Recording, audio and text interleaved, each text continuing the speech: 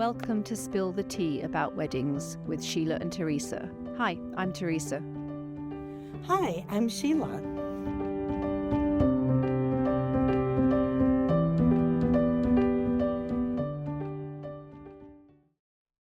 Hi, Teresa. How are you today? I'm doing great, Sheila. How are you doing? Okay, you ready to spill the tea on something good today? I am, and I have a subject. Go on then, tell me what it is. I want to talk about couples entering contracts and paying deposits with vendors. Oh, that's a juicy one. And this one's really important for the couples. Like, please listen up, because I'm having couples at the planner come to me and they're telling me, oh, I've already booked this person and we've paid the deposit. And even scarily, what's seen now, they're paying the whole total of the bill because they're getting a discount. And sometimes haven't even met the actual vendor in person. That is nuts. It's alarming. It is alarming as well, but it's nuts that anybody in this day and age, we all know about scams. We hear about scams every single day. Yeah. I would not part with a penny until I'd met a human being. And I tell them that because, you know, that when, number one, even if they have a website, it doesn't mean that they're authentic. Like, look at the longevity, how long have they been in business, you know, look at reviews, check out some of the, you know, the product that they're showing you that they have. But for me, number one is I do not enter into contract or take a deposit from a couple until they have come in and met me. And I want to make sure relationship-wise that I feel I can communicate to them. They feel like they can trust me. We are talking about their money, their budgeting, their family dynamics, their friendships with their wedding party. Like, it has to be totally open. And then they need to have full transparency with pricing.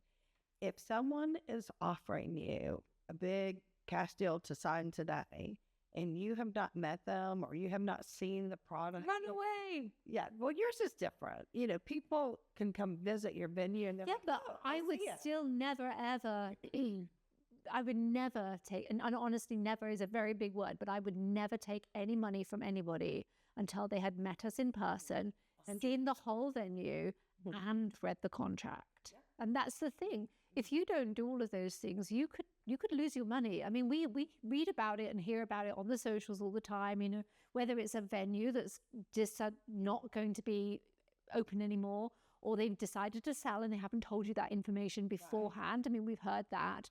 Or vendors that are not genuine vendors who take the money and then ghost you for the next 6 months.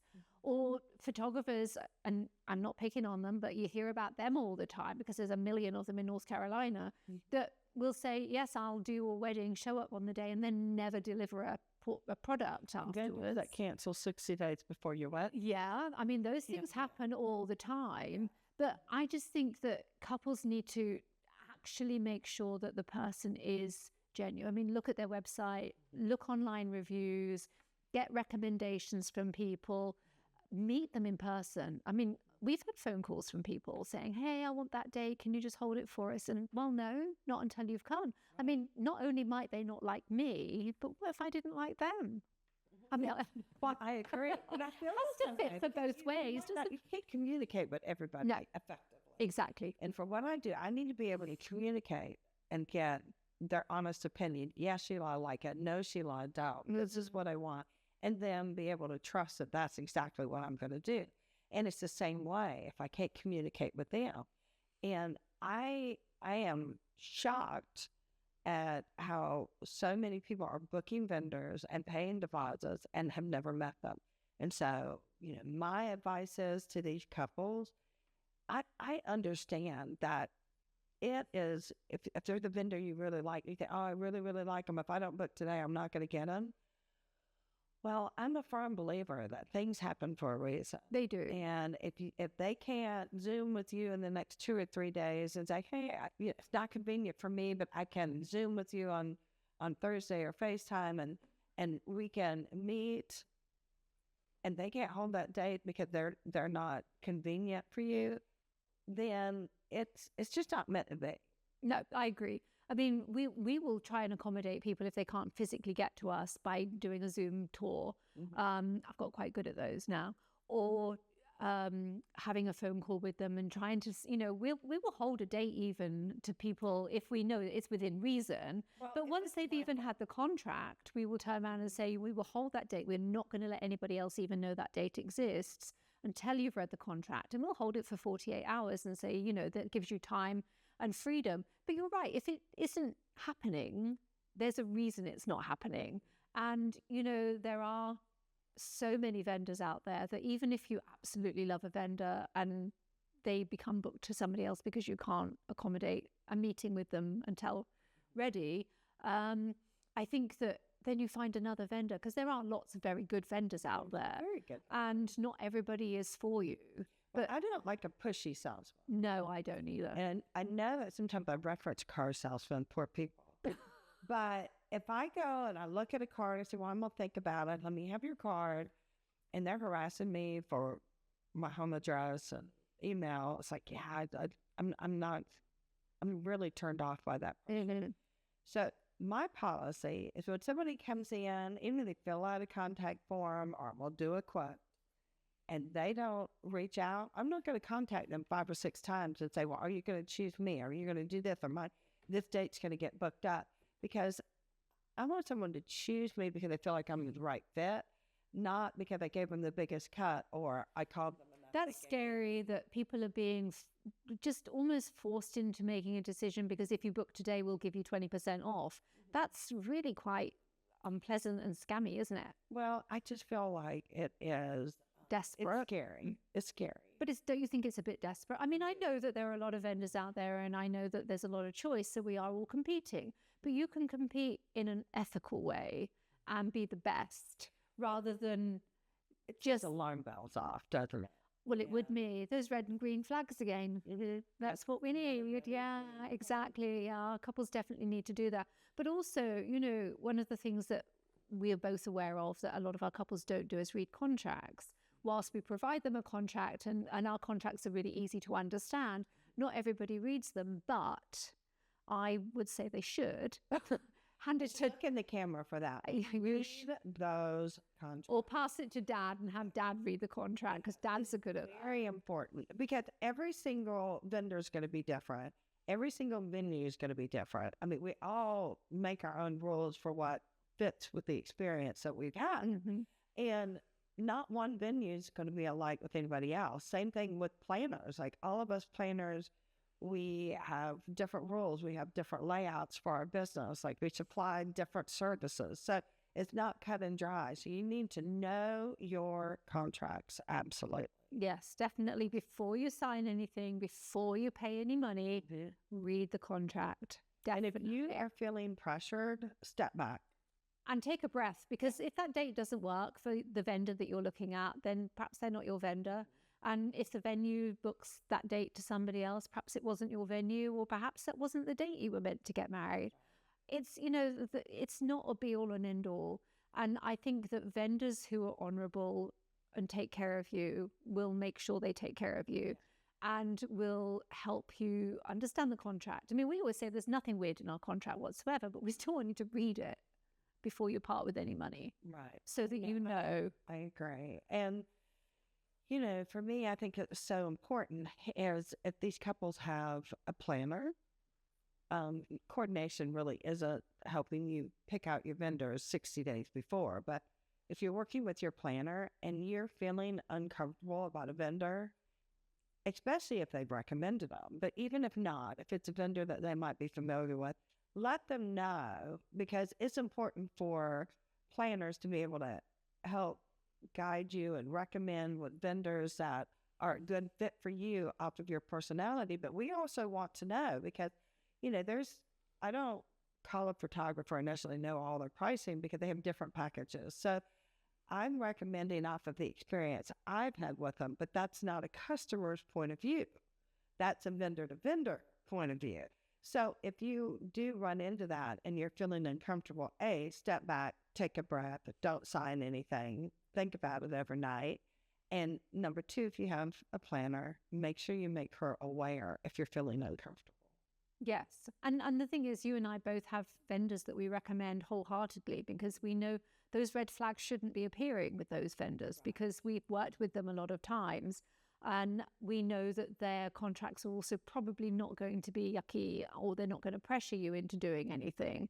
But every contract that they get, they should be reading. Even if you've recommended them or if I've recommended them, they should still read those independent contracts, because I'm not contracting with the caterer or the photographer or the planner. I'm contracting just with the couple. Right. So they need to understand all those things. But yeah, I'm scared, Sheila, if people are really pressuring them into making decisions with discounts. And I'm seeing a lot with some of the couples that have got scheduled for next year. And it scares me. It's very alarming to me because, and I assure all of them, there's a lot of vendors out there. yeah. And I know if you've got your heart on set on somebody and you're like, this is the one I want, then by all means, that's who I want you to have. But if you're feeling pushed into it, I don't recommend it. I'm not going to do it for me. And I would not expect my couples to like, oh, go ahead and pay that to Father Jeff on it. You don't want to lose them. Like, I feel, However, I would also say that it would appear to be a bit of a trend that people, not necessarily just couples, but people feel that sometimes the contract doesn't apply to them. Yes, that's And, true. you know, I see it quite often on the socials, people saying, oh, I want to get married in an Airbnb. And I know that Airbnb don't allow us to do parties, but we think that we can do it anyway. If Yeah, the contract if it says you can't, then guess what you can't do? And I mean, it's a bit like here we are in one of the houses that we rent out. There's a room occupancy here.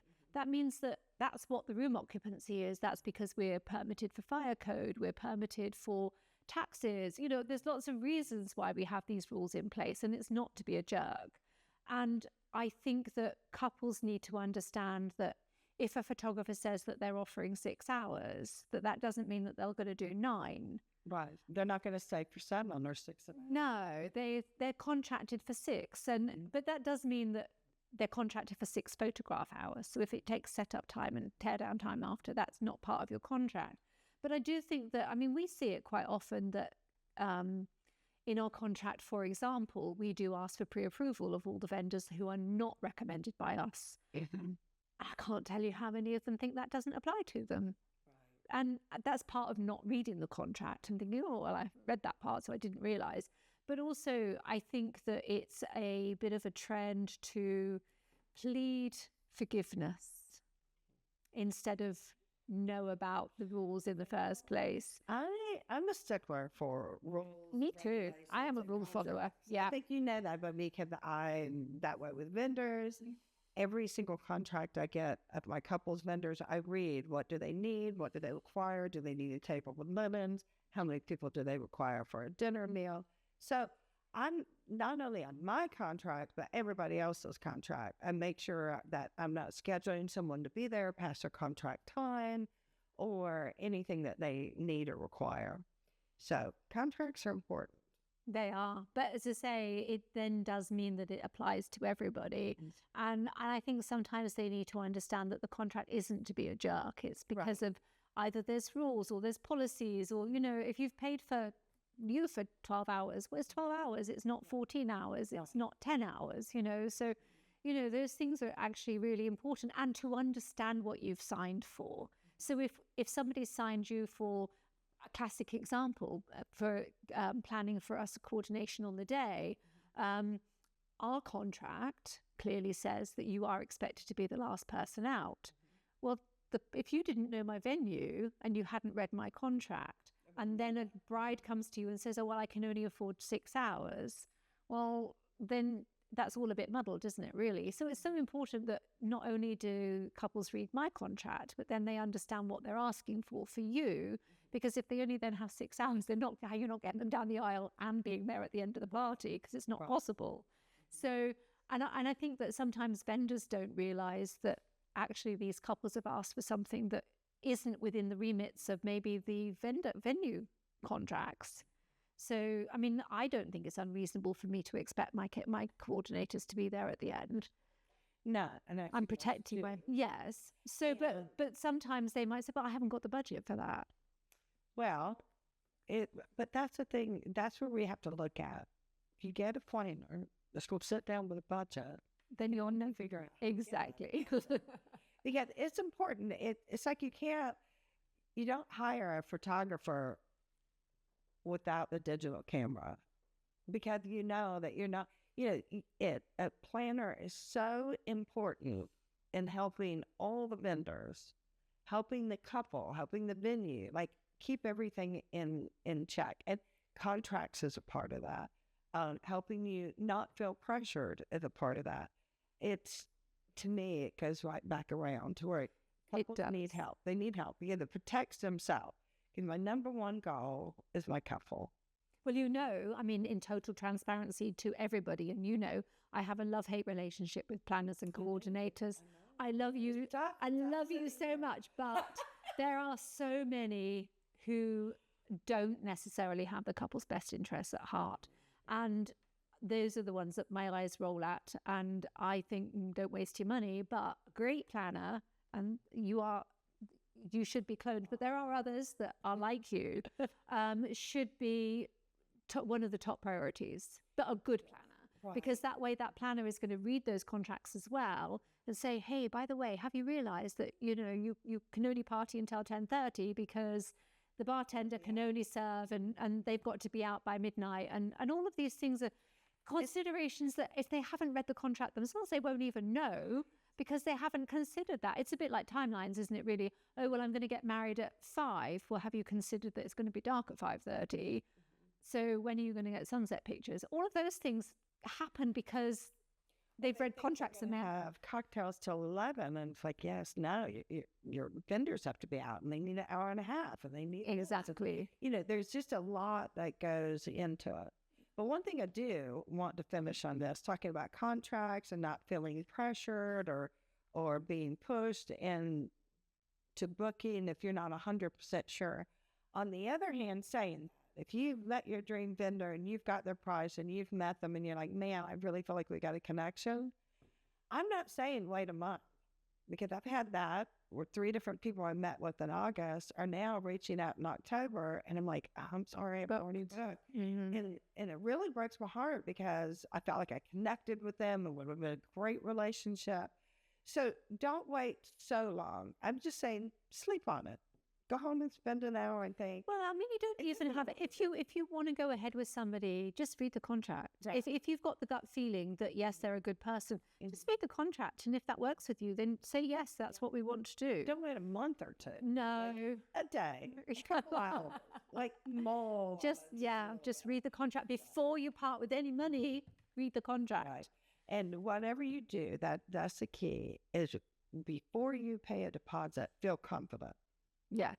Confident, trust, and, feel sure. If you're not sure, if you're questioning at all, do not sign a contract and pay a deposit, because you can be locked into that. Yes. Even if you choose another venue, you can be locked. What did they say? Act in haste, repent at leisure. And I think that could be the moral of that story sometimes. I agree. We're going to finish on that too. Very good. Yeah. Words of wisdom. We spilled the tea. Make sure that you like, share, and spread the good word of our contact. Thank you. No idea what delete that now. Like, follow, and share. Whatever it was.